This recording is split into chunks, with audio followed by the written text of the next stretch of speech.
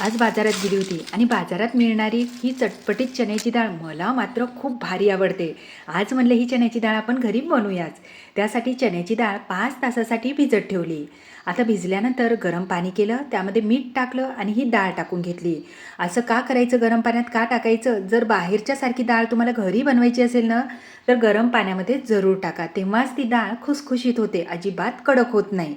नंतर टावेलवर टाकून घेतलं आणि 5 मिनटं हलक्या हाताने त्याला सोकून घ्यायचं. हे पहा, अशा पद्धतीने डाळ झालेली असली पाहिजे, चिपचिपी नसली पाहिजे.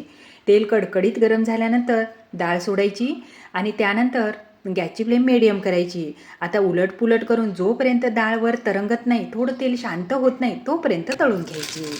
अशा पद्धतीने झालेली आहे. त्यावर आपल्या आवडीचे मसाले टाकून घ्यायचे आणि आवाज द्यायचा. अजिबात कडक नाही, एकदम खुसखुशीत. बाहेर जशी मिळते ना तशी झालेली आहे. पण माझी बनवायची पद्धत आवडली की नाही, कमेंट्स करा.